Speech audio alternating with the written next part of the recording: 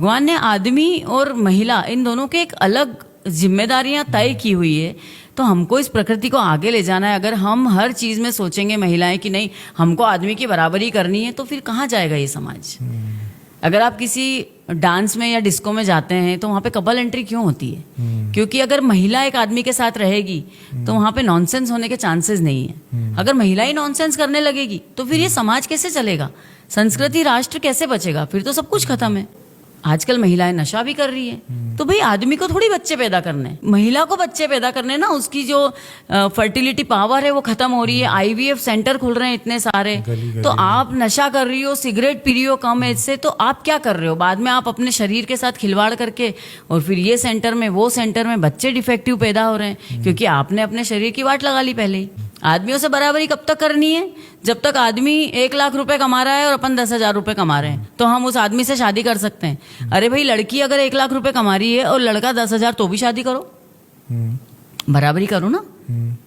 फिर फर्क क्यों पड़ना चाहिए? जहां आपका बेनिफिट है वहां आपको आदमियों से बराबरी करनी है, और जहां आपको लग रहा है नहीं नहीं ऐसा कैसे, आदमी को ज्यादा कमाना चाहिए, क्यों? अब जैसे एक कार्यक्रम में थे हम लोग, तो एक प्रोफेसर साहब कहीं से बड़े खड़े होके बोले मेरी बेटी भी 1 लाख रुपए कमाती है और मेरा दामाद भी 1 लाख रुपए महीने कमाता है, पर मेरी बेटी रोटी बनाती है, मेरा दामाद रोटी नहीं बनाता है। कल को आप बोलोगे कि दोनों एक जितना कमाते, मेरा दामाद प्रेग्नेंट होएगा, बेटी नहीं होएगी। अब परिवार के लिए अगर हम रोटी बना रहे हैं तो ये हम प्रेम से बना रहे हैं।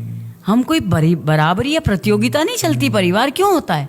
प्रतियोगिता बाहर होती है, परिवार के बाहर प्रतियोगिता चलती है। अगर आप रोटी बना रहे हो तो उसमें आप ये मत सोचो कि नहीं नहीं मैं भी इतना कमा रही हूँ, ये तो फिर ईगो हो गया आपका। तो परिवार के लिए अगर आप बना रहे हो, बच्चों के लिए बना रहे हो, तो आप ये अपना कुटुंब आगे बढ़ा रहे हो ना। ये सब चीजें अगर पीछे से बैकग्राउंड से पेरेंट्स ही ये गलत सीख देने लगेंगे कि हाँ हाँ तू तो सही कर रही है, शादी मत करो बच्चे की। क्या है, 1 लाख रुपए महीना कमा रही है ना आपकी लड़की, रह लेगी आराम से, मत करो शादी।